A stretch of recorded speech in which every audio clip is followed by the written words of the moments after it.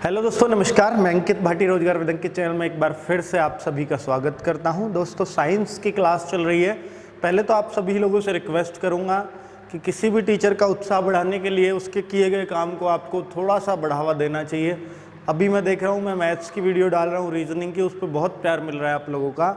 लेकिन जो साइंस की वीडियो देख रहे हैं, मेरी उनसे शिकायत है कि आप लोग देखिए, मैं कोशिश करूँगा कि मैं सब कुछ करवाऊँ, लेकिन मैं एक अच्छे उत्साह के साथ कराऊं, तो उसके लिए आपको मेरा साथ देना होगा। तो आप जितना हो सके प्लीज़ शेयर कर दीजिएगा। ज़्यादा मैं नहीं कहता, पर फिर भी आप एटलीस्ट एक या दो लोगों को तो शेयर कर ही सकते हैं सब लोग, ठीक है। ज़्यादा कर देंगे तो मेरा भला हो जाएगा थोड़ा सा, मतलब मुझे अच्छा लगेगा वीडियो बनाने में, ठीक है। शुरू की वीडियो बहुत अच्छे लोगों ने देखी थी, फिर कम क्यों देखी? वो इसलिए क्योंकि आपने शेयर नहीं की, ठीक है।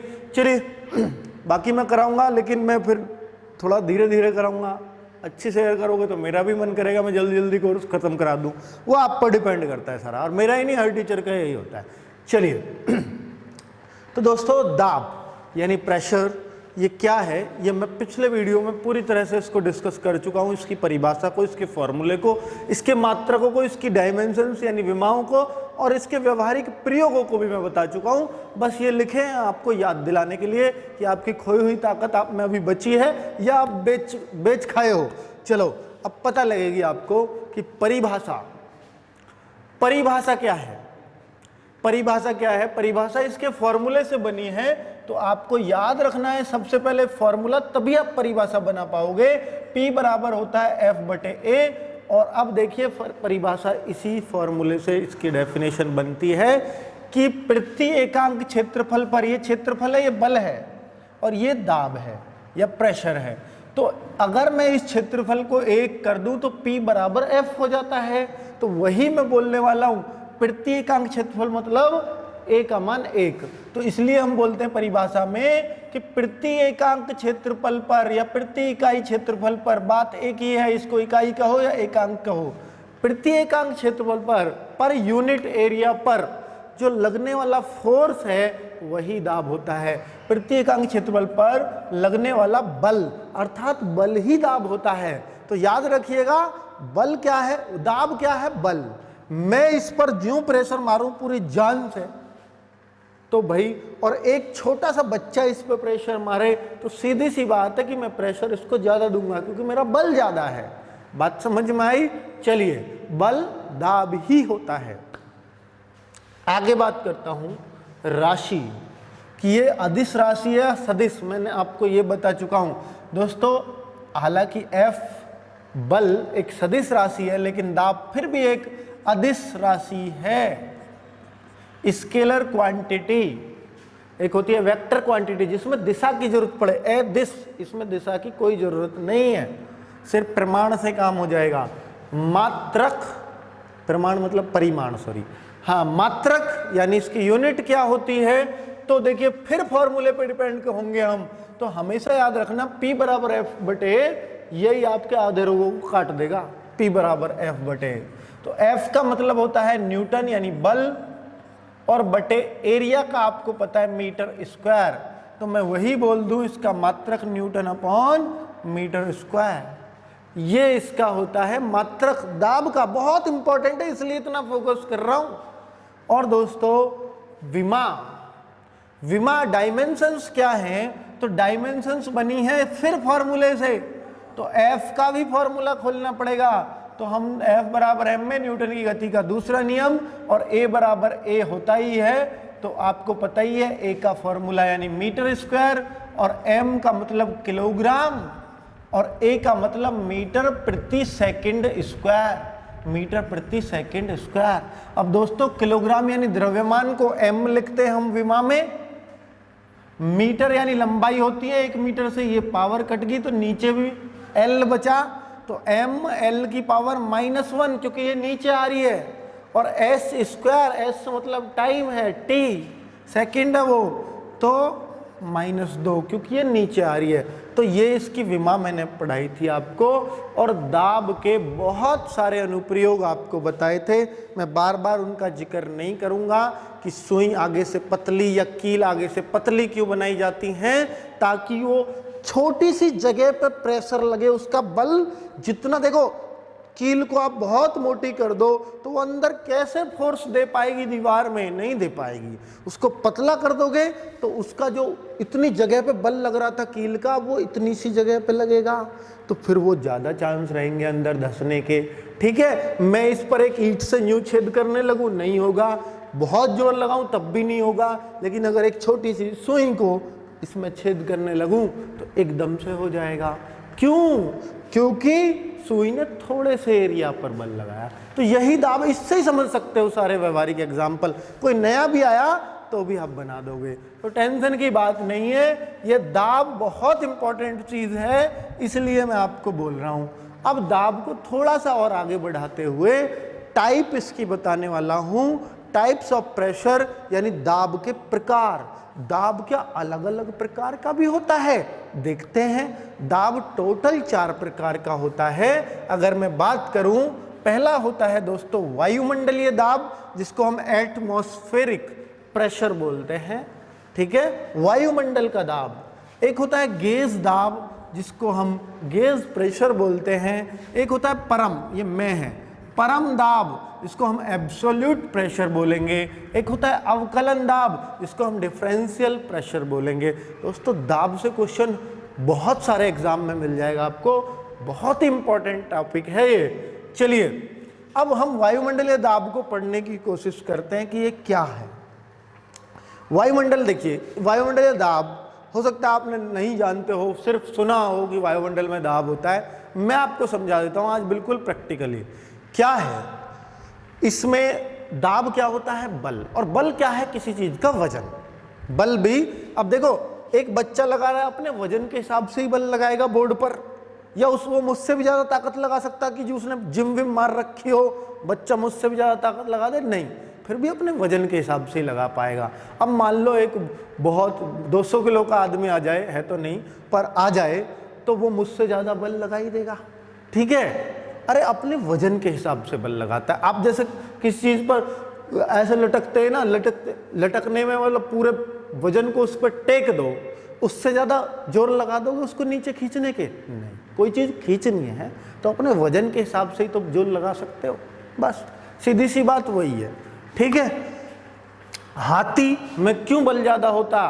क्योंकि उसमें वजन बहुत ज्यादा। अब आप कहो पहलवान है, बराबर वजन के लड़ते हैं, तो फिर तो ये जीतने ही नहीं चाहिए, दोनों बराबर की टक्कर छुट जानी चाहिए, फिर तो हमेशा भारी वजन वाला जीतेगा। वो नहीं, वो उसकी चुस्ती फुर्ती, दिमाग, दाब पेच सब पे डिपेंड करता। ये नहीं है, बल तो हो सकता है, ताकत तो दोनों में बराबर हो, लेकिन दिमाग का भी खेल होता है। ठीक है, बात समझ गए कि नहीं? चलिए, तो अब वायुमंडलीय दाब, वायुमंडलीय दाब पे आ रहा हूं कि वायुमंडलीय दाब क्या होता है। इकाई क्षेत्रफल में वायुमंडल के शीर्ष तक कुल भार तो भार मतलब कुल बल, और बल भार एक ही बात है। अब मैं आपको समझाता हूं कि जैसे मान लीजिएगा मैं जमीन पर 1 मीटर ऐसे नाप लो, 1 मीटर ऐसे, 1 मीटर ऐसे, तो प्रति एकांक हो जाता है, एकांक क्षेत्रफल हो जाता है। ये एकांक क्षेत्रफल ये है कि 1-1 मीटर की लंबाई चौड़ाई नाप दो आप। ठीक है, मैंने जमीन पर नाप दी, जमीन है मेरे नीचे। ठीक है, और अब 500 मीटर ऊपर तक वायुमंडल है हमारे, 500 मीटर ऊंचाई तक, समझना 500 मीटर ऊंचाई तक वायुमंडल है। उस एरिया की पूरी वायु को कंट्रोल करके और ऊपर तक उसमें कितना वजन बनेगा, उस एरिया में अगर मैं ऊपर हवा को उठाने लगूं तो कितना वजन उस हवा के अंदर बनेगा, उस वायु के अंदर बनेगा। कहां तक? 500 किलोमीटर, 500 मीटर लिख दिया, 500 किलोमीटर ऊंचाई तक। सोचो वायुमंडल कहां तक? 500 किलोमीटर ऊपर चले जाओ, और कितना वजन वायु का? उस एकांक क्षेत्रफल वाला वजन। एकांक क्षेत्रफल समझ गए होंगे, तो यही वायुमंडलीय दाब होता है। अब आप समझ गए वायुमंडलीय दाब क्या है। प्रैक्टिकली सोचना, जहां सोचवाने की कोशिश कर रहा हूं वहीं तक सोचे करो, आजू बाजू सोचोगे तो पता नहीं कहां कहां पहुंचोगे। ठीक है, आगे बात करता हूं मापन कि वायुमंडलीय दाब का मापन किसके द्वारा किया जाता है? बैरोमीटर के द्वारा। ये तो बहुत इंपॉर्टेंट क्वेश्चन है। मात्रक बैरोमीटर क्या है? बैरोमीटर को ऐसे ही जैसे हम लंबाई को मीटर में नापते हैं, ऐसे बैरोमीटर को यंत्र है, उससे इसको नाप देते हैं कि वायुमंडलीय दाब कितना है। अब हम ऐसा थोड़ी तोलेंगे हवा के वजन को बार बार, वो भी प्रेशर ही है वायुमंडल का, अगर आप तोल सको तो, पर तोलना नहीं है, ये उस तोल के हिसाब से बैरोमीटर बना दिया, ठीक है। अब वो अपने आप नाप देगा, और ये जो वायुमंडलीय दाब नापा जाता है ना, ये बार में नापा जाता है, इसकी यूनिट है कि भाई कितना वजन है, 5 बार, 3 बार, इसको किलो में नहीं नापते इस फोर्स को, ठीक है ना। ठीक है, बहुत अच्छे से समझ में आ रहा होगा, ठीक है। तो ये हमने वायुमंडलीय दाब को कर दिया खत्म। अब आगे बात करूं गेज दाब, ये क्या होता है। वायुमंडलीय दाब आपने सीखा, बहुत अच्छे से सीखा। अब वायुमंडलीय दाब के सापेक्ष, सापेक्ष क्या होता है, रिलेटिवली। अब किसी चीज को, जैसे मैं बोलूं सापेक्ष का मतलब मेरा ये पेन इस बोर्ड के सापेक्ष कैसा चलता है, सापेक्ष मतलब उसकी तुलना में, ऐसे आप कह दीजिएगा, रिलेटिव। तो अब वायुमंडल दाब के सापेक्ष मापते हैं, मतलब इसको वायुमंडल से जिस चीज का हमें गेज दाब नापना है ना, जिस भी चीज का, मान के चलो कोई भी चीज है, इस बाल्टी में कितना प्रेशर है, इस बाल्टी में कितना वजन है, कुकर के अंदर कितना दबाव है, कितना प्रेशर है, अगर वो नापना है, उसका गेज दाब नापना है, तो हमें वायुमंडलीय दाब से उसकी तुलना करनी पड़ेगी। अरे ये तो इतना कम है, मतलब जैसे वायुमंडलीय दाब किसी ने फिक्स हो गया कि जी 100 है, 100 बार है, ठीक है। तो हम देखते हैं कि कुकर का हमारा 76 बार आ रहा है, मुझे नहीं पता कितना आएगा, मुझे अंदाजा भी नहीं है, ठीक है, सही बताऊं तो दोस्तों अब हम इस कुकर वाले दाब को हम कहेंगे, अब हमने गेज दाब बनाना है, मतलब गेज दाब हम बोलेंगे कि कुकर का -23 बार है, क्योंकि उसका वायुमंडलीय दाब से कम है, जितना भी कम है वो माइनस में है, अगर इसका ज्यादा हो जाए तो वो धनात्मक दाब कहलाता है, गेज दाब कहलाता है। यही गेज दाब किसी निकाय व वायुमंडल के दाब के अंतर को नापता है। बात समझ में आई। गेज दाब क्या है, गेज दाब है दो चीजों की कंपेयर करना, वायुमंडल दाब की किसी और से कंपेयर करना, किसी और के प्रेशर से। परम दाब कहीं और नहीं पढ़ोगे इन सब चीजों को, पर फिर भी मैं आपको बता रहा हूं, थोड़ी थोड़ी जानकारी सबके बारे में हो, ताकि क्वेश्चन कहीं से भी आए तो थोड़ा बहुत चूकना नहीं चाहिए कहीं से भी। निर्वात के सापेक्ष मापा गया दाब, निर्वात क्या होता है आप समझिए, यहां से इंपॉर्टेंट क्वेश्चन बन जाता है कि निर्वात क्या है। जहां पर वायुमंडलीय दाब, ये जो वायुमंडलीय दाब P = F/A, जहां पर 0 हो जाएगा वही वायुमंडलीय दाब है। क्यों हो जाएगा 0? वही निर्वात है दोस्तों। F = mg होता है और F/A रखते हैं हम कोई भी दाब निकालने के लिए। अब आपको पता है F का मान mg होता है, m मतलब द्रव्यमान, किस चीज का हमें दाब पता करना है उसके अंदर, तो उसका द्रव्यमान देखेंगे और हम g देखेंगे उसमें, और निर्वात में g तो 0 होता है। निर्वात में अगर g 0 हो गया तो वायुमंडलीय दाब भी 0 हो जाएगा, क्योंकि ये पूरा F 0 और 0 में किसी का भाग दे लो वो भी 0। तो निर्वात में याद रखना हमेशा, निर्वात में वायुमंडलीय दाब 0 होता है, क्योंकि g का मान 0 होता है, ठीक है। तो ये निर्वात। अब यहां क्या था, वायुमंडलीय दाब से कंपेयर। अब यहां क्या है, वायुमंडलीय दाब है ही नहीं, शून्य। अब निर्वात में कंपेयर, निर्वात में मापा गया किसी चीज का दाब, वही होता है परम दाब। किसी चीज को मान लो जैसे अंतरिक्ष है, अंतरिक्ष में चलेगी, अंतरिक्ष में निर्वात है, अंतरिक्ष के अंदर, अब उसमें किसी चीज का प्रेशर नाप रहे हो तो वो कहलाएगा परम दाब, ठीक है। यही है उसके सापेक्ष किसी चीज को नापना, ठीक है। तो इसके अंदर नहीं, अंतरिक्ष के अंदर नहीं, मतलब उसके निर्वात के सापेक्ष। भाई ये 0 है, हमारा 15 है, तो ये हमारा 15 हो गया। इसका जो डिफरेंस कहो या कुछ भी कहो, क्योंकि इससे सब पॉजिटिव ही जाएगा, नेगेटिव इससे बहुत कम बार चांस मिलेगा, ठीक है। अब आगे बात करें अवकलन दाब, डिफरेंशियल प्रेशर। ये क्या होता है, देखिए नाम से स्पष्ट है, डिफरेंस, तो मतलब डिफरेंस ही देखते होंगे किसी चीज का, तो वही है किसी निकाय के, किसी भी कोई भी बॉडी के, निकाय मतलब बॉडी, कोई भी सिस्टम के दो बिंदुओं पर दाबांतर नापा जाता है। दो बिंदुओं में दाब का अंतर देखते हैं। निकाय कुछ भी हो सकता है, हमारा पूरा वायुमंडल भी एक निकाय है, ठीक है। अब हम देखते हैं कि हमारा इस अस्तौली गांव में कितना दाब है, हम देखें दिल्ली में कितना दाब है। अब वो जो दाब हम नाप रहे हैं वो है अवकलन दाब। उससे क्या पता लगता है, इससे हम ये पता कर पाते हैं यहाँ पर प्रेशर ज़्यादा है, यहाँ पर बारिश होने के चांस ज़्यादा हैं और वहाँ पर कम है, यहाँ दिन रात दिन साफ रहने की संभावना है। तो वो सारी चीज़ें हम यहाँ पे करते हैं। और कौन सा दाब उसमें यूज होता है, याद रखना, अवकलन दाब। जब भी मौसम संबंधी अनुमानों में प्रयोग हम देखेंगे तो वायुमंडलीय दाब का एक पार्ट है या दाब का एक पार्ट है अवकलन दाब, तो वहाँ इस चीज़ का यूज किया जाता है। ठीक है, दो अलग अलग स्थानों पर दाब देखा जाता है, तो वो दाब होता है अवकलन दाब, इसी को बोलते हैं। चलिए ठीक है, अब वैसे तो हम इसको नॉर्मली वायुमंडलीय दाब बोल लेते हैं, पर वायुमंडलीय दाब नहीं है, वो अवकलन दाब है। ठीक है, बैरोमीटर बोलते हैं कि पाठ्यांक अचानक से ऊपर चढ़ता है, नीचे गिरता है। अचानक से नीचे गिर जाएगा तो क्या हम मौसम का अंदाजा क्या लगाएंगे? बैरोमीटर का पाठ्यांक पूरा भर रहा है, एकदम से नीचे आ जाए तो हम कहेंगे आंधी या तूफान आएगा। और अगर हम कहें कि बैरोमीटर का पाठ्यांक धीरे धीरे धीरे धीरे नीचे आए तो हम कहेंगे बारिश आने की संभावना है। और अगर बैरोमीटर है, इसमें इसका पाठ्यांक क्या चीज है? पाठ्यांक के मतलब इसमें अंदर पारा भरा रहता है, मरकरी भरी रहती है, जैसे थर्मामीटर में भरी रहती है डॉक्टर के में, जहां आप बुखार नपवाने जाते हो, वही पारा इसमें भरा रहता है। अगर ये धीरे धीरे धीरे ऊपर चढ़ता रहे तो कहते हैं मौसम विज्ञानी कि आज दिन साफ रहने की संभावना है। और कोई फोन थोड़ी आता इंद्रदेव का उन्हें कि आज मैं दिन साफ रखने वाला हूं, बता दो, तो भाई वो ऐसे ही अंदाजा लगाते हैं।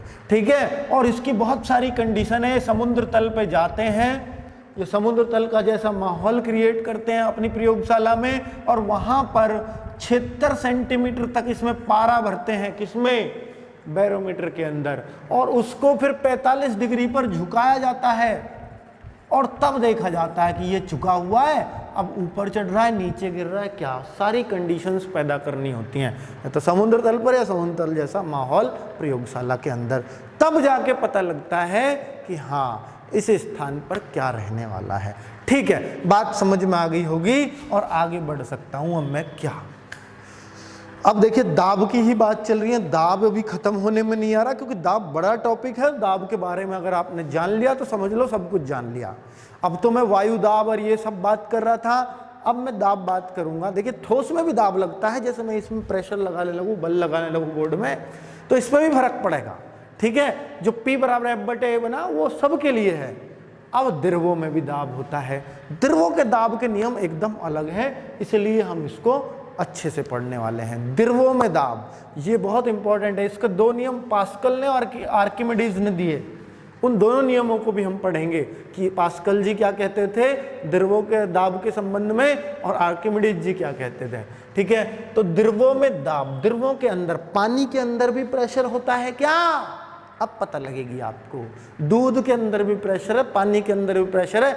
आप देखो जितना नीचे को जाते रहोगे उतना प्रेशर ज्यादा फील होता रहेगा पानी के अंदर। ठीक है, तो वही बात है, गहराई बढ़ने पर द्रव का दाब बढ़ता चला जाता है, द्रव का दाब बढ़ता चला जाता है। ठीक है, तो याद रखना जितनी गहराई होगी, यूं समझ लो हम पे पानी उतना ही तो वजन टेक देगा, हम जितना गहरा होंगे, वही तो कह रहा है, उस द्रव का दाब हमारे ऊपर उतना ही बढ़ा रहेगा। ठीक है, आप पानी में इतने से हाथ दो, झट से निकाल दोगे, प्रेशर आएगा, लेकिन नीचे से पानी में हाथ लाओ, पता लगेगी आपको। और गहरा पानी होगा तो बिल्कुल हाथ ऊपर नहीं ला पाओगे इतनी आसानी से, तो उससे पता लगता है कि हमारे हाथों को किसी ने दबाया हुआ है। तो दबाने को ही तो दाब बोलते हैं, प्रेशर बोलते हैं। द्रव के अंदर किसी बिंदु पर पड़ने वाला दाब, द्रव के अंदर किसी बिंदु पर पड़ने वाला दाब। अब ये जो दाब पड़ रहा है हमारा, कि पानी में थोड़ी गहराई पे देखूं, थोड़ी गहरा, मान लो यहाँ पानी है और यहाँ हमने अपना हाथ टेका है, तो इस पर ज़्यादा प्रेशर नहीं पड़ रहा। लेकिन अगर इसको और नीचे ले चलूँ तो प्रेशर और बढ़ता जाएगा, और बढ़ता जाएगा। ठीक है, तो वो किस हिसाब से बढ़ता है? आपने एक स्थितिज ऊर्जा, पोटेंशियल एनर्जी का एक फॉर्मूला पढ़ा होगा, तो वही है ये फॉर्मूला। वहाँ हम mgh कहते थे, mgh, यहाँ gb है gb है, hb है, m की जगह बस d आ जाता है, क्योंकि हम पानी का वजन तो नापेंगे नहीं, उसमें कोई दूसरा द्रव है उसको भी नहीं नापेंगे। पर ऐसा भी नहीं है कि मान लो, देखिए द्रव हर द्रव में अलग अलग होता है। शहद में आप डूबो, शहद में अपना हाथ डुबो, उसमें और ज़्यादा भारी लगेगा आपको। क्यों? क्योंकि जिस द्रव की ज़्यादा डेंसिटी होगी, डेंसिटी क्या होती है? अब एक प्रकार से वो द्रव्यमान ही है। जिस चीज का द्रव्यमान ज्यादा उसकी डेंसिटी ज्यादा, जिसका डेंसिटी ज्यादा उसका द्रव्यमान ज्यादा, क्योंकि ये सीधे सीधे अनुपात में होता है, बताऊंगा आगे। ठीक है, तो दोस्तों ऐसे समझ लीजिए कि द्रव के जो उसके कण पास पास होंगे, वैसे तो द्रव के दूर दूर होते हैं, मैंने बताया था, ठोस द्रव गैस, लेकिन उनमें जिसके ज्यादा पास पास होंगे वो द्रव उतना ही गाढ़ा होगा, और जो गाढ़ा होगा उसकी डेंसिटी उतनी ही ज्यादा होगी। उसके कण पास पास मतलब उसका घनत्व, जैसे मैंने बताया था इंडिया में 940 चल रहा है, तो 1 किलोमीटर के अंदर, 1 वर्ग किलोमीटर के अंदर कितने लोग रह रहे हैं? पास पास बसे हुए हैं। वही बात है डेंसिटी, कि पानी के कण पास पास होना। ठीक है, तो वही ठीक है, शहद के और पास पास चिपके रहते हैं। चलिए, तो द्रव के अंदर किसी बिंदु पर पड़ने वाला दाब कैसे नापते हैं? HDG, इससे याद रख लेना, या HDG ना कह के आप D को पहले ले लो, DHG, जो आपको कहना है कह दीजिए, कोई दिक्कत नहीं। GDH कह दो, जो आपको कहना है, कोई दिक्कत नहीं है। तीनों चीजों की गुणा होती है, बस याद रखना। पोटेंशियल एनर्जी है एक प्रकार से, अरे एनर्जी भी तो फोर्स ही होती है, और ये फोर्स ही तो लग रहा है नीचे को। चलिए, 2 नियम, द्रव के दाब संबंधी 2 नियम, एक तो पास्कल का दाब संबंधी नियम है और एक आर्किमिडीज का प्रिंसिपल है, वो मैं आपको बताऊंगा। सिद्धांत है वो क्या है, दोनों में फर्क क्या है, पास्कल ने क्या बात बोली और आर्किमिडीज जी ने क्या बात बोल दी, तो जरा देखते हैं आगे बढ़ के। तो दोस्तों, पास्कल का दाब संबंधी नियम क्या था? बहुत अच्छी चीज है, बहुत ही आसानी से आपको समझ में आएगा। ध्यान रखना, जब किसी बर्तन में बंद द्रव पर, ध्यान देना, जब किसी बर्तन में, प्रैक्टिकल सोचो आप, प्रैक्टिकल सोचो, किसी बर्तन में बंद द्रव है कोई, उस पर कोई बहाबल लगाया जाता है, कोई भी बहाबल लगाओ, कोई बंद है द्रव, ठीक है, उस पर कोई भी बहाबल लगाओ, तो यह बल सभी दिशाओं में समान रूप से संयोजित होता है। जैसे मैं गिलास में पानी भर रहा है, मैं उस पर बल लगाऊं, पर नीचे से तो पेंदी आ रही है, नहीं तो पानी नीचे भी भागता, मैं ऐसे उसमें हाथ डुबोने लगूं, तो वो जो उसका पानी है वो चारों तरफ से बराबर ऊपर को भागेगा कि नहीं? और साइड में जगह होती तो साइड को भी भागता, ऊपर को भागता, नीचे को भागता, पर सभी दिशाओं में, यही तो बोला है, सभी दिशाओं में गिलास की वजह से नहीं भाग पा रहा हो, नहीं तो किसी ऐसी चीज में होगा ना, जो उस पर बल लगाओगे तो वो चारों तरफ को समान रूप से भागेगा, सभी दिशाओं में समान रूप से वो संयोजित होता है। ये किसने बात बोली थी? पास्कल ने। आप कहो ये तो होगा ही जी, इसमें कौन सी बड़ी बात बोल दी पास्कल ने? अरे जिस बात तो कुछ भी नहीं होती, न्यूटन ने तो बोला सेब नीचे गिरता है पेड़ से।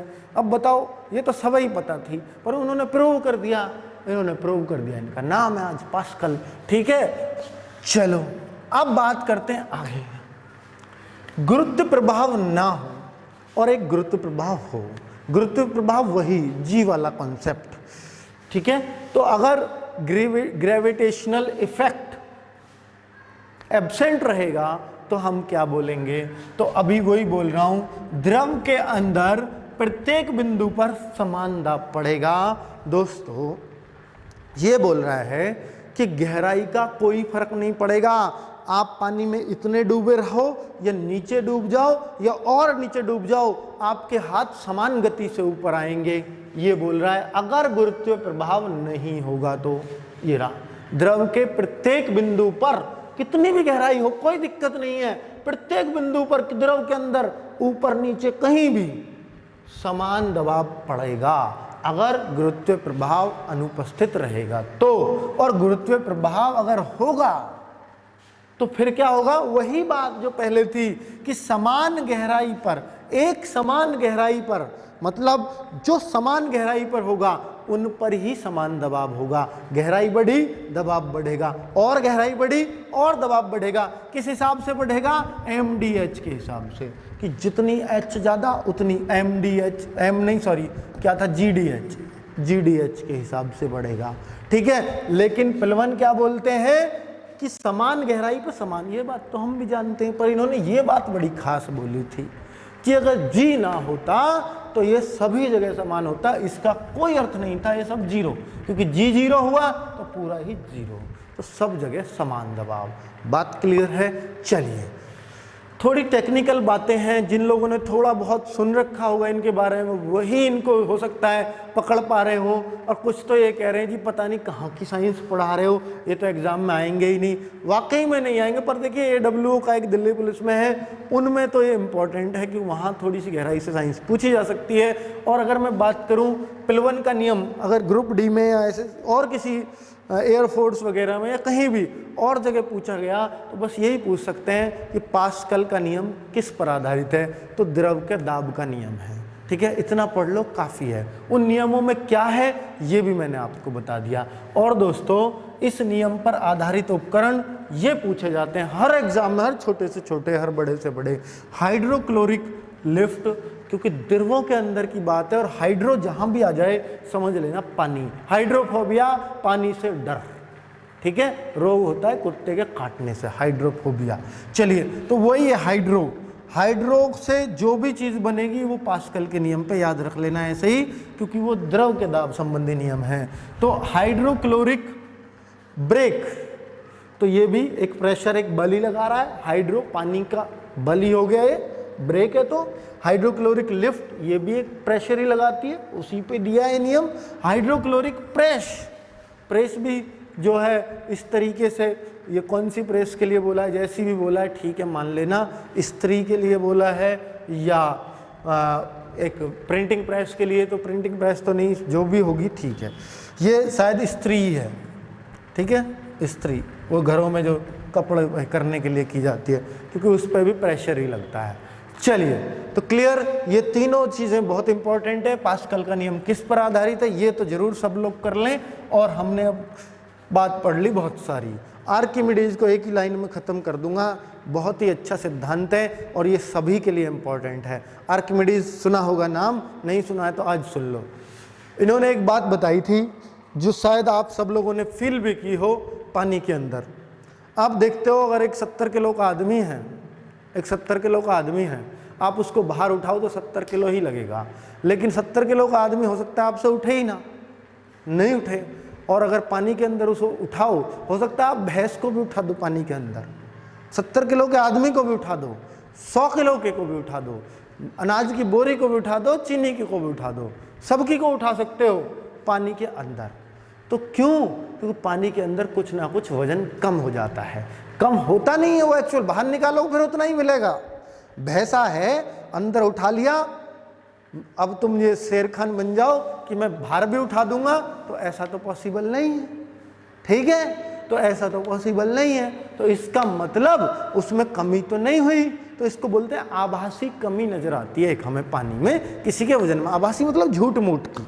तो चलिए, वही बात बोली है इन्होंने, जब कोई वस्तु किसी द्रव में पूर्णतः अथवा आंशिक रूप से डुबोई जाती है, पूरी डुबाओ या आधी डुबाओ, आंशिक मतलब आधी, तो उसके भार में आई आभासी कमी, तो उसके भार में कुछ ना कुछ आभासी कमी आती है।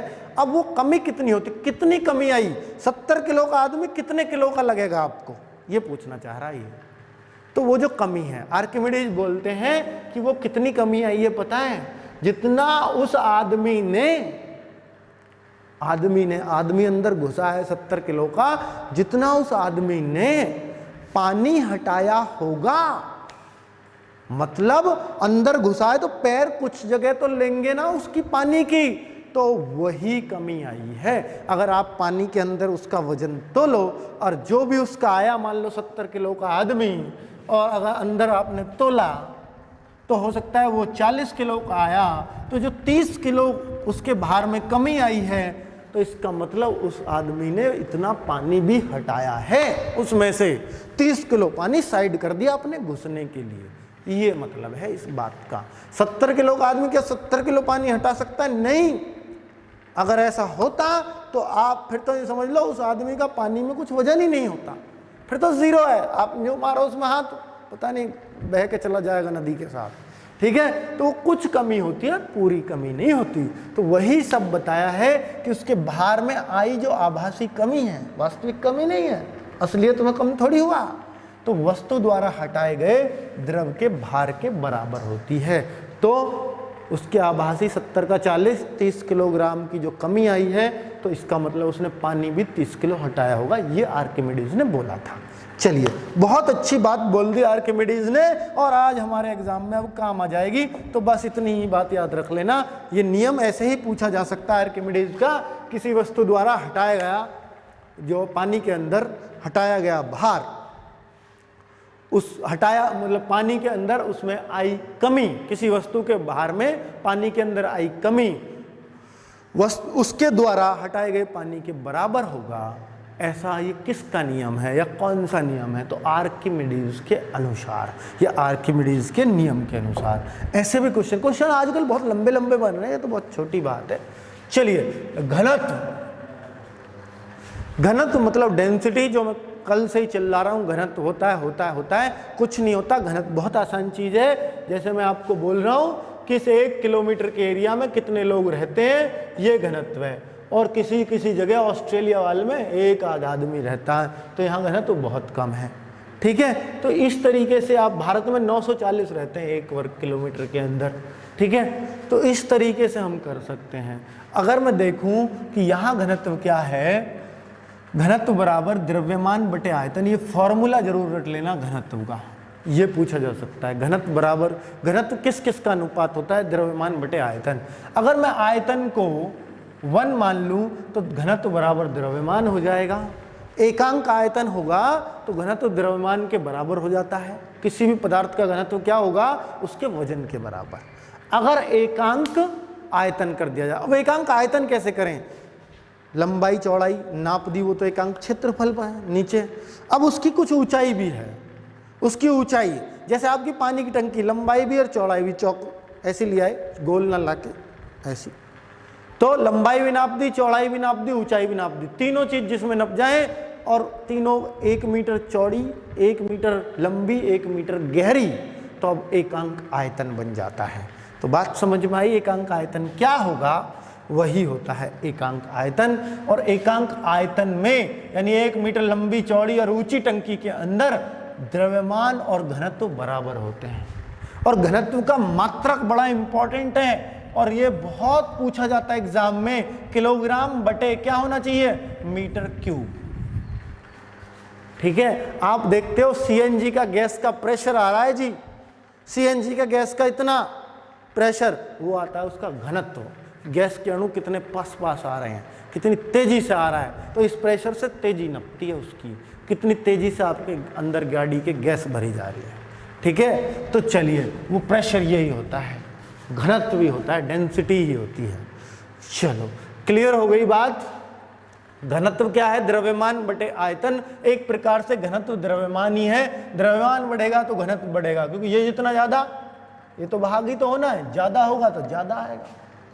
तो वही तो मैं पीछे बोल रहा था, द्रव्यमान घनत्व सीधे समानुपाती, डायरेक्टली प्रोपोर्शनल टू होते हैं एक दूसरे के। चलिए, पदार्थ के प्रति इकाई आयतन में उपस्थित द्रव्यमान के को घनत्व कहते हैं, यही बोल दिया है। एकांक आयतन में उपस्थित जो भी द्रव्यमान है उस पदार्थ का, वो घनत्व कहलाता है। इससे ही परिभाषा बनी है।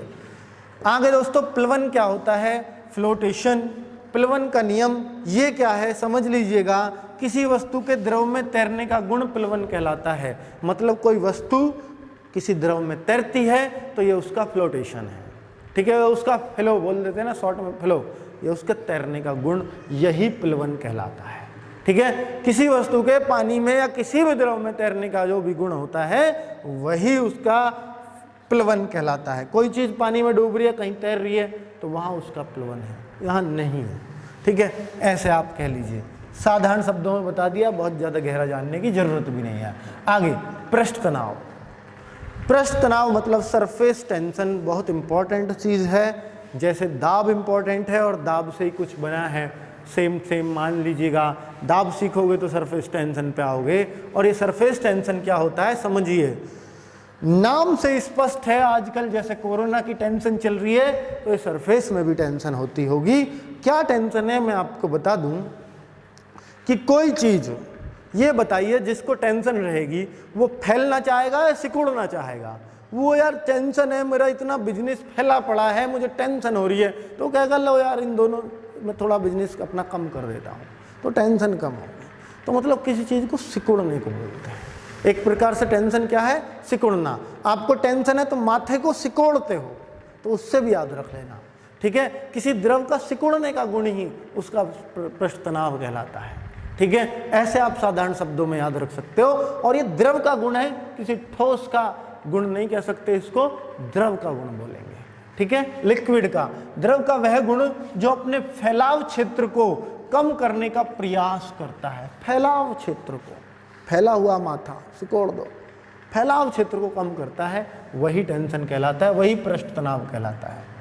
पृष्ठ, पृष्ठ क्या, धरती के पृष्ठ पे फैलना, इस पे पानी छोड़ दो तो इसके पृष्ठ पे फैल जाएगा, तो उसके कम करना, वही है उस पृष्ठ पे तनाव, उस पृष्ठ पे तनाव। चलिए अब इस पे बहुत सारी चीजें हैं, जैसे आपने देखा है कि ओस की बूंद है तो आपने देखा इकट्ठा सा रहता है उस पर पानी, वो फैलती नहीं है और ना सूखती है। ओस की बूंद ऊपर को बढ़ती है ऐसे, ठीक है। पानी को भी ऐसे देखोगे तो ऐसे चिपक जाता है कई बार। शहद की और ज़्यादा टेंशन हो सकती है, ठीक है, वो और ऊपर तक इकट्ठा हो सकता है। कोई ऐसा द्रव है क्या, ऐसे अगर ऐसे गुलाई सी बनाते रहे ऊपर तक इकट्ठा ही होता रहेगा, बहेगा नहीं, बह गया तो बेकार है, ठीक है। तो वो एक सरफेस टेंशन है, उसकी उतनी सरफेस टेंशन ज़्यादा है जितना वो ऊपर उठ सकता है ज़मीन से, ठीक है।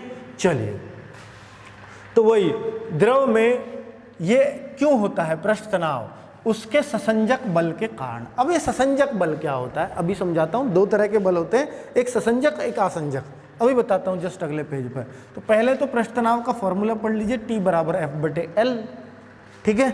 तो T बराबर F/L पृष्ठ के तल पर, ये पर है यहाँ पर कर लीजिए, देखिए पृष्ठ है, उसके तल पर, उसका तल जिस पर वो बह रहा है वो पृष्ठ, ठीक है, उसके तल पर लगने वाला लंबवत बल। लंबवत ये हो गया जैसे ये पृष्ठ है और इस पर ऐसे, तो जो ऐसे बल लगता है, जो ऐसे ऐसे ही तो बल, भाई बूंद इस पर पड़ी और वो ऊपर को उठी, वो जो बल होता है वही बल पृष्ठ तनाव है। यही तो मैं बोल रहा था कि इस बूंद पर, ओस की जो बूंद है ऊपर तक उठ जाती है, थोड़ी पारदर्शी बनती है, थोड़ी मोटाई हो जाती है उसमें, तो वो जो 90 डिग्री पर बल लगता है उस पृष्ठ के, ठीक है, उस लाइन पर उस बल जो लगता है वही होता है पृष्ठ तनाव।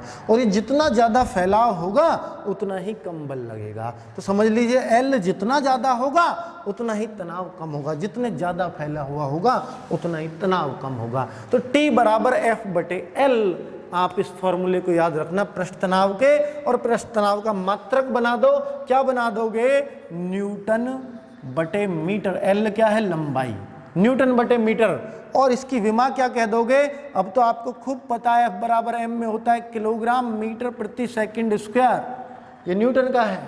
और ये मीटर एक और आ गया नीचे, मीटर से मीटर कट गया तो kilogram upon second square, kilogram को M लिखता हूँ और सेकंड स्क्वायर को T-2, ये पृष्ठ तनाव की विमा हो जाती है। क्लियर, बिल्कुल क्लियर। और अब मैं आपको बताता हूँ ससंजक बल और असंजक बल क्या होते हैं, जरा देखिएगा। ससंजक बल के कारण ही पृष्ठ तनाव होता है, ये याद रखिएगा। कोहेसिव फोर्स और अधेसिव फोर्स ये दोनों ही हैं, ठीक है। अंग्रेजी में बोलूँ तो एक ही पदार्थ के अणुओं के बीच लगने वाला आकर्षण बल, एक ही पदार्थ के अणुओं के बीच लगने वाला आकर्षण बल ससंजक बल कहलाता है। कैसे, जैसे पानी है, पानी की बूंद इकट्ठी हो रही है तो उसके अणु आसपास हैं, वो एक दूसरे को देखो ऐसे खींचते हैं, ऐसे कि भाई हम दोनों साथ साथ रहेंगे, इधर उधर को भगना मत, यही होता है ससंजक बल। तो इसकी वजह से, क्योंकि वो इकट्ठे रहते हैं और जब बिल्कुल बेचारे और आपने ऊपर तक उस पर पानी चढ़ाना शुरू कर दिया, कहीं तो भगेंगे, कहीं तो इनकी ताकत कम हो जाती है। तो वही बात है, जितना कोशिश करते हैं वो एक साथ इकट्ठा होने की करते हैं, और यही आपका पृष्ठ तनाव कहलाता है, ठीक है। चलिए, तो जल के अणुओं के बीच लगने वाला पारस्परिक आकर्षण बल वही पृष्ठ तनाव होता है। और अधेसिव फोर्स क्या होता है, दो भिन्न पदार्थों के। अब दो भिन्न पदार्थ क्या है, जल है, और जल किस में भर दो, कटोरा में भर दो आप, स्टील के में। तो अब स्टील के कटोरा को जब यूं उठाओगे, मतलब रित खाली करोगे, देसी शब्द आ रहे हैं, तो कटोरे पे भी पानी लगा हुआ रह जाता है, क्योंकि कटोरे और पानी के अंदर भी ससंजक बल दो भिन्न भिन्न पदार्थों पर भी काम करता है, वो ससंजक ना होके वो असंजक बल हो जाता है जब दो अलग अलग चीजों पर लगे, यही बल। ठीक है, आप तेल देखते हो तो तेल तो बिल्कुल खाली नहीं होता, आप कटोरे में से तेल खाली कर दो, खाली करके देखो तो उसमें बहुत तेल लगा रह जाता है। ठीक है, तो वहां अधेसिव फोर्स वही है, तो उसका और ज्यादा है, क्योंकि तेल तो आपको पता ही है, तेल का पृष्ठ तनाव तो ज्यादा होगा पानी के मुकाबले। क्लियर है कि नहीं? क्योंकि तेल तो ज्यादा बूंद खड़ी हो जाएगी उसके ऊपर। ठीक है, तो क्लियर। चलिए भाई, तो बिल्कुल क्लियर हो गया होगा कि शीशे के बर्तन, यहाँ स्टील का ना लेके शीशे का ले लिया, पानी से भरा है, तो शीशे व जल के अणुओं के मध्य लगने वाला पारस्परिक बल या आकर्षण बल अधेसिव फोर्स कहलाता है। तो अब कोहेसिव फोर्स और अधेसिव फोर्स से भी क्वेश्चन आया तो गलत नहीं होना चाहिए। ऐसे ही क्वेश्चन शांत सा क्वेश्चन बन जाएगा, बहुत आसान सा। कैसे कि भाई असंजक बल क्या होता है? दो भिन्न पदार्थों के मध्य लगने वाला आकर्षण बल, या एक ही पदार्थ के अणुओं के बीच लगने वाला आकर्षण बल, या और भी कुछ ऑप्शन बना देगा, तो उस तरीके से आप ऑप्शन को चूज कर लेंगे। चलिए, पृष्ठ तनाव के उदाहरण बहुत इंपॉर्टेंट, लास्ट में पृष्ठ तनाव के, अब इस पे आ जाते हैं। आपने पृष्ठ तनाव में बहुत सारी चीजें सीखी कि पृष्ठ तनाव क्या है, एक जगह इकट्ठा होना, टेंशन होना। ठीक है, वही टी का फॉर्मूला है F/L। ठीक है, वो भी सीख लिया। ससंजक असंजक बल सीख लिए, और पृष्ठ तनाव कौन से बल के कारण होता है? ससंजक बल के। क्लियर। अब देखिए पृष्ठ तनाव, गरम सूप स्वादिष्ट लगता है। ये देखिए, गरम सूप का एक उदाहरण आता है, बहुत फेमस उदाहरण है और बहुत एग्जामों में पूछा जाता है। एग्जाम के ज्यादातर क्वेश्चन उदाहरणों से बनते हैं, व्यवहारिक उदाहरणों से। ठीक है, गरम सूप स्वादिष्ट लगता है, क्यों? क्योंकि गरम सूप का पृष्ठ तनाव बहुत कम होगा। आप पानी का भी पृष्ठ तनाव आपको कम करना है तो वो भी आप गरम कर दो, उसका भी टेंशन कम हो जाएगी। ठीक है, आदमी को भी गरम कर दो, वो ज्यादा टेंशन ले रहा था पहले किसी और चीज के, फिर अपनी टेंशन लेने लगेगा, तो मतलब वो कहीं ना कहीं कम हो जाएगी दूसरी वाली। जब दूसरी तीसरी तगड़ी वाली दे दोगे आप, तो वही बात है ये। तो गरम चीज की टेंशन कम होती है, तो गरम सूप कर दोगे तो वो जो हम सूप को पीते हैं वो एक जगह इकट्ठा ना होके, सूप थोड़ा गाढ़ा होता है ना, देखा होगा। ठीक है, अगर सूप ठंडा हो जाएगा तो एक ही जगह रहेगा, यार क्या है फीकी सी चीज।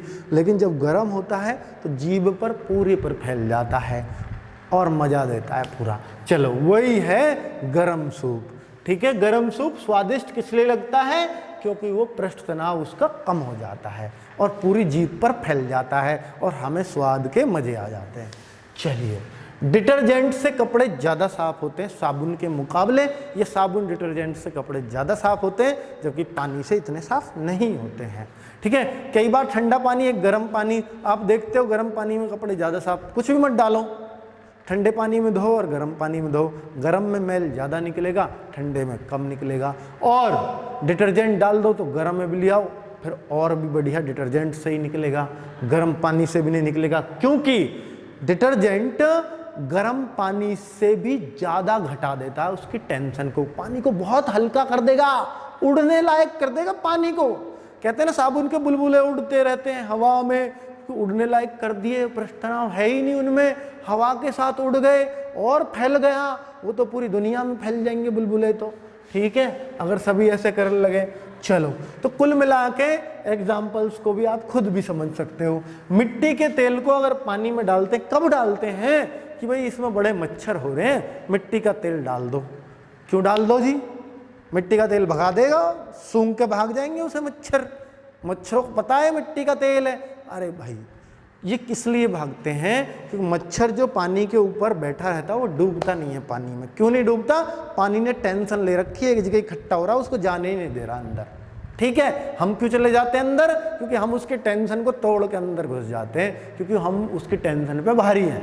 ठीक है, लेकिन मच्छर उसकी टेंशन के मुकाबले हल्का है। अब हमने क्या किया? मिट्टी का तेल डाल दिया, मिट्टी का तेल डाल दिया, पानी की टेंशन कर दी कम, और जब कम टेंशन होगी तो सीधी सी बात है मच्छर डूब जाएगा अंदर, पानी उसे रास्ता दे देगा, आ जा भैया मुझे कोई टेंशन नहीं है तुझे डुबाने में। तो वही बात है। ठीक है, तो यही, तो देखिए पृष्ठ तनाव कौन सी चीजें कम करती हैं? जो पानी या कोई भी चीज है, मान लो वो अगर ना घुले तो वो टेंशन कम करेगी, अगर घुल गई तो टेंशन कम नहीं होती फिर, ठीक है। घुलने वाली चीज टेंशन कम नहीं करती हैं, और जो अघुलनशील है वही टेंशन कम करती है। मिट्टी का तेल ऊपर ही ऊपर तैरता रहेगा, टेंशन हो गई कम। वर्षा की बूंद का गोल होना, वर्षा की बूंद गोल आती है क्योंकि उसमें पानी आप ऊपर तक देखते हो, या ओस की बूंद गोल होना यही मतलब है, क्योंकि वो फैला नहीं तो रोग से ना बह जाते ऐसे, गोल होती ही नहीं बूंद, गोल इसलिए होती है वो क्योंकि पानी थोड़ी देर तक ऊपर उठा रहता है। चलिए टेंशन ज्यादा है उसमें। पतली सुई तैरती है, पतली सुई इसलिए कि पानी उसको डूबने का रास्ता ही नहीं देता, उसकी टेंशन बहुत ज्यादा है उसके वजन के मुकाबले, वो नहीं दे रहा रास्ता, नहीं तेरे बस की नहीं हमारे अंदर आने, ठीक है, वही वाली बात है। सेविंग ब्रश के बाल चिपकना, सेविंग ब्रश है, सेविंग ब्रश है। अब देखिए पानी उस पर लगता है तो पानी के जो कण हैं उसमें ससंजक बल लगा हुआ है, पानी हर द्रव में होता है ससंजक बल, ठीक है। तो आपने देखा कि वो पानी उसमें ब्रश में लगा रहेगा, सेविंग ब्रश देखा है ना, उसमें आप देखोगे निकालोगे तो सारे बाल उसके चिपक जाते हैं वाइट वाइट से। वो इसलिए चिपक जाते हैं क्योंकि पानी के कण एक दूसरे को अपनी ओर खींचते हैं, और जब अपनी ओर खींचेंगे तो बाल भी उनमें दब के पानी के कणों को मिलाने का कोशिश करते हैं। चलिए तो वही पृष्ठ तनाव है, ठीक है। आगे आ गई बात, सेविंग ब्रश का हो गया। समुद्र लहरों का शांत करने के लिए तेल डालना, इससे भी समुद्र लहर शांत हो जाती है। हाँ, समुद्र लहर आ रही है तो पानी एक जगह इकट्ठा हो रहा है, इकट्ठा टेंशन हो रही है पानी को, ठीक है। तेल डाल दिया वो कम, और उछाल उनका बहुत कम हो जाएगा क्योंकि टेंशन है ही नहीं, इकट्ठा होगा ही नहीं, पानी फैला के रखेंगे। चलिए ठीक है, आगे बढ़ते हैं। और आगे क्या है? केशिकात्व, कैपिलरिटी क्या होती है? कैपिलरिटी क्या होती है देखिएगा, ये भी समझ लो, बहुत अच्छी चीज है। द्रव की गुरुत्व बल के विपरीत केश नली में ऊपर चढ़ना या नीचे उतरने का गुण केशिकात्व कहलाता है। तो समझिएगा केशिकात्व क्या है, बहुत आसान सी चीज है। तो आप देखते हैं किसी चीज में, एग्जाम्पल से आएगा, व्यवहारिक एग्जाम्पल से, कि जैसे आप देखते हैं कि लैंप की बाती है, लैंप की बाती नीचे डूबी हुई होती है तेल में और ऊपर जलती रहती है। क्यों? तेल नीचे से खत्म, बाती ऊपर से जलती रहती है। तेल में तो आग नहीं लगाई हमने, वो इसलिए क्योंकि उस लैंप की बाती से अंदर केश नली हैं और हर किसी की बाती नहीं बनाई जा सकती। बत्ती उसकी बनेगी जिसके अंदर केश नली होंगी। जब ये कहते हैं सूती कपड़ा या कॉटन का कपड़ा, क्योंकि उसके अंदर केश नलियाँ होती हैं और वो अंदर ही अंदर उसको नली होती है हर चीज़ के। और केश नली तो दिखती क्यों नहीं है? केश माने बाल, और बाल के समान नली होती हैं, वो दिखेंगी कैसे? ठीक है, उनमें अंदर जगह होती है और वो जाता रहता है ऊपर। ठीक है, तो बात समझ में आई कि द्रव के गुरुत्व बल के विपरीत, गुरुत्व बल मतलब जी का कोई असर ना होता हो, तो केश नली में ऊपर चढ़ना, भाई गुरुत्व बल नीचे को लग रहा है, वो ऊपर चढ़ रहा है, या नीचे उतरना का गुण केशिकात्व कहलाता है। तो केशिकात्व के व्यवहारिक उदाहरण है, खेत की जुताई वर्षा के बाद जरूरी हो जाती है। क्यों होती है? कई बार आप देखें बारिश होगी, खेत में पानी सूख गया आपको दिख रहा है, लेकिन जैसे ही पैर रखा तो आपने देखा पानी आ गया जमीन से ऊपर, थोड़ा बहुत आसपास पानी आ गया हमारी चप्पल के आसपास। वो ऐसा क्यों होता है? किसान लोग जानते होंगे, जो भी आप सब लोग अगर मतलब जो वीडियो देख रहे हैं वो किसान परिवार से संबंध रखते होंगे, तो ऐसा खेत में आपने देखा होगा अक्सर। तो अब क्या होता है कि वो जो है ऐसे तो सारा पानी निकल जाएगा, सूख जाएगा, तो वो क्या करता है किसान कि भाई उस खेत को जुतवा देता है। अब जुतवाने से क्या होगा, वो जो केश नली उसके अंदर बनी है उसको तोड़ देता है, तो वो जो नमी है उस खेत में ही बनी रहे, कंटिन्यू, उससे बाहर ना जाए। ठीक है, वो पानी बाहर निकल के सूखे ना, अंदर ही अंदर पूरे खेत में इकसार बन जाए बात। चलिए, ये होता है। लालटेन की बत्ती मैंने बताई दी। पेड़ में पानी जड़ में देते हो आप, पत्तियों तक हरा हो जाती हैं पत्तियां पानी देते ही, तो उसका क्या कारण है? क्योंकि वो जड़ से पत्तियों तक उसमें पेड़ के अंदर केश नली लगी हुई हैं और उस धीरे धीरे सूखती रहती हैं ऊपर तक। ठीक है, चलिए अब मैं बोलूं, आप जूस पीते हो और पाइप लगा के हैं, वो भी एक प्रकार से केश नली हो गई, तो वो थोड़ी बड़ी केश नली है, ऐसे मान लो अब भी तो वही काम कर रहे हो। आगे बात करते हैं, बस शांता। चलिए लास्ट टॉपिक है और बहुत ही आसान सी चीज़ मैं सिखाने वाला हूँ। अगर आपने पृष्ठ तनाव सीख लिया तो शांता सीख ली, क्योंकि दोनों में एक ही गुण काम करता है और वो कौन सा है? ससंजक बल। ससंजक बल इसमें भी क्या पृष्ठ तनाव है? नहीं। पृष्ठ तनाव क्या है वो मैं आपको समझा चुका हूँ। ये क्या है? ये भी एक प्रकार से बहने का विरोध करता है, किसी चीज को बहने का विरोध करता है। आपस में देखिए, दो परतों के मध्य सापेक्ष वेग का विरोध करने वाला बल शांता बल है, और इस विरोध के इसी गुण को हम उस द्रव की शांता कहते हैं। तो देखिए इसमें आपको मैं सीधा बोल दूं, द्रव गाढ़ा होगा उसकी शांता अधिक होगी, क्योंकि उसके परस्पर उसका जो संघर्ष है कि आधे को आप देखो आपस में जो रगड़ के चलते हैं वो बहुत धीमा चलेगा, बहुत धीमा आगे निकलेगा। पानी फिर भी थोड़ा सा आगे निकल जाएगा, ये यहाँ छोड़ गया वो आगे। तो परस्पर दो परतों के आपस की दो परतें, ठीक है, मध्य सापेक्षिक जो वेग होता है वो बहुत मतलब उसका विरोध करते हैं, आगे भागने नहीं देता आधे पानी को, ठीक है। ये इधर रह जाएगा। मान लो देखो कई बार आपने देखा हुआ ट्वेल का पानी है और चल रहा है, आप देखते हो ये वाला आगे निकल गया, ये वाला पीछे से आ रहा है, ये वाला आगे और आगे। किसान ने खेत में देखा होगा अक्सर, ठीक है, वो यही गुण है, क्योंकि ऐसा नहीं है जल के अंदर कम है। अगर यही चीज शहद होती तो बिल्कुल आगे नहीं भाग पाता, ठीक है, बिल्कुल नहीं भाग पाता। आप भी जानते हैं कि 12 चला दो शहद की तब भी नहीं भाग पाता, तब भी ये साथ लेके चलता पूरे खेत को एक साथ, ठीक है। तो वही बात है। तो विरोध का यही गुण जो है द्रव की शांता कहलाता है, और द्रव के अंदर शांता द्रव के अंदर लगने वाले ससंजक बल के कारण होती है। ससंजक बल क्योंकि वो खींच रहा है उसको बल, कि भाई साथ लेके चल यार, तू कहाँ भगा जा रहा है, वो वाली बात है, ठीक है। और आगे बोलूं कि एक आदर्श द्रव जो अच्छा द्रव होगा उसकी शांता शून्य होगी, वो बिल्कुल भी शाणा नहीं होगा। शांता से याद रख लो, शाणा मतलब, शाणा हम किसको बोलते हैं? यार दे दे थोड़ी सी, मैं तो नहीं दूंगा बिल्कुल भी, ये मेरी है। बच्चे क्या ना बोला शाना है, तो वही वाली बात है, ठीक है। तो मतलब चीज को यही अंदर रखना चाहता, अपने तक ही सिमटना चाहता है, देना नहीं चाहता किसी को। पानी है अंदर सिमटना चाहेगा, बाहर नहीं जाना। शहद है और अंदर सिमटना चाहेगा, बाहर नहीं भागना चाहेगा, ठीक है। वही वाली शांता है। तो याद रहेगी, हमने बच्चों के एग्जाम्पल से शांता याद कर ली। तो एक आदर्श द्रव की शांता शून्य होती है। शून्य का मतलब ये हो गया उसमें बिल्कुल भी शानापन नहीं होगा। तो आदर्श आदमी भी तो यही होता है जिसमें बिल्कुल भी शानपन ना हो, ले जा कोई दिक्कत ना आ जाएगी, और ठीक है। वही वाली बात है कि ये बहता है और पूरी तरह से बहता है, पूरी तरह से, कोई रोक टोक नहीं, ऐसे समझ लीजिए, वही आदर्श द्रव होता है, ठीक है। द्रवों की अपेक्षा गैसों की शांता बहुत कम होती है, ठीक है। तो अब देखिए, जिसकी शांता कम होगी वो ज़्यादा बहेगा। गैस ज़्यादा बहती है कम। जो बहुत शाना होगा वो तो बिल्कुल नहीं बहेगा। शहद बहुत शाना है, ठीक है, और ये गैसों की शांता बहुत कम है, तो गैस पूरे में एकदम से फैल जाती है। द्रवों की अपेक्षा द्रव धीरे धीरे फैलते हैं, बहकर फैलते हैं, ठीक है। और ताप बढ़ाने पर क्या होगा? आपको लगता होगा कि द्रव बहुत शाना होता है, पानी हल्का हो जाएगा, अच्छे से बहेगा। बिल्कुल सही सोच रहे हैं, शांता कम हो जाएगी, आसानी से बहेगा। लेकिन गैसों में ये चीज़ उल्टी है कि गैसों की शांता बढ़ती है, द्रवों की घटती है। याद रखना कि गैसों को अगर गर्म करें तो उनका फैलना कम हो जाता है, ठीक है, यही बात है। और शांता के व्यवहारिक उदाहरण भी आपको दे दूं कि व्यवहारिक उदाहरण क्या है कि जल से भरी बाल्टी को हिलाकर छोड़ देने से, ध्यान देना, जल से भरी है और हमने पानी यूं हिला दिया, थोड़ी देर में तो पानी शांत हो जाएगा कि नहीं होगा? बिल्कुल हो जाएगा। क्यों हो जाएगा? क्योंकि उसमें बहने को तो वो रोक रहा है। यार तू कहाँ भग रहा है इधर से, हम यहीं खड़े हैं, रुक जा।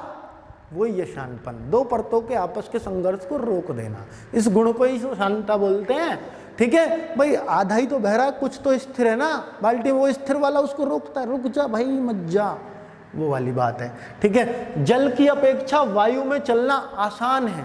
देखिए टॉपिक जरूर बोरिंग थे आज के, बहुत बोरिंग थे, इनको आसानी से याद कर ही नहीं सकते आप, लेकिन अगर आप थोड़ा सा प्रैक्टिकली सोचोगे तभी इन पे फोकस कर पाओगे। जल की अपेक्षा वायु में चलना आसान है, क्योंकि जल आप तैर के देखो कितनी मुश्किल से चला जाता है जल में, और वायु में तो हम दौड़ भी सकते हैं बहुत आराम से। तो वही बात है, क्योंकि जल की शांतता अधिक होती है, गैसों की कम होती है, वायु की कम है, तो हम आसानी से दौड़ पाए। और जल बहुत हल्का हुआ, समुद्र जल बहुत हल्का होता है इस जल के मुकाबले, तो हम उसमें आसानी से तैर पाते हैं। ठीक है, किसी द्रव की शांतता गुणांक से ही मापी जाती है, तो विस्कोसिटी कोफिशिएंट से ही नापी जाती है। कि शांतता किससे नापेंगे? शांतता गुणांक से। ठीक है, याद रखना, शांतता गुणांक से नापी जाती है, और शांतता गुणांक का ऐसा ही मात्रक होता है किलोग्राम बटे मीटर सेकंड। याद रखना ये भी, किलोग्राम बटे मीटर सेकंड, इसको हम पॉइज भी बोलते हैं, ऐसा ही मात्रक है। पॉइज किसका मात्रक है? तो याद रखना शांतता का। पॉइज किसका मात्रक है? ऐसे पूछ लिया जाता है, किलोग्राम मीटर सेकंड, ये ज्यादा इंपॉर्टेंट है। शांतता में सबसे इंपॉर्टेंट क्वेश्चन यही है। शांतता गुणांक को ईटा कहते हैं, ईटा, ये भी इंपॉर्टेंट है। ईटा से प्रदर्शित करते हैं शांतता गुणांक, ईटा क्या है? शांतता गुणांक साइंस के अंदर। ठीक है, तो दोस्तों सब कुछ आपका कंप्लीट हो गया इस चैप्टर से। अब इस चैप्टर से बचे हैं सिर्फ और सिर्फ क्वेश्चंस, और वो क्वेश्चंस मैं लेके आऊंगा अगले वीडियो में, और आप देखना तब तक इस चैप्टर को पक्का कर लो। और बात रही पीडीएफ की, तो पीडीएफ मैं यूट्यूब पे टेलीग्राम पे डाल दूंगा, लेकिन तब जब क्वेश्चन भी आपको दिखा दूंगा। इसके बाद पूरा चैप्टर को मैं टेलीग्राम पे पीडीएफ के रूप में आपको दे दूंगा। कैसी लगी वीडियो? आगे पहुंचाना नहीं पहुंचाना मैं शुरू में ही कह चुका हूँ। अच्छे से पहुंचाओगे, अच्छा काम करता रहूंगा, तेजी से वीडियो आते रहेंगे। नहीं पहुंचाओगे, मेरा भी हौसला डाउन कहीं ना कहीं तो होगा, धीरे धीरे दूंगा, पर करवाऊंगा तो तब भी। ओके, बाय बाय, मिलते हैं नेक्स्ट।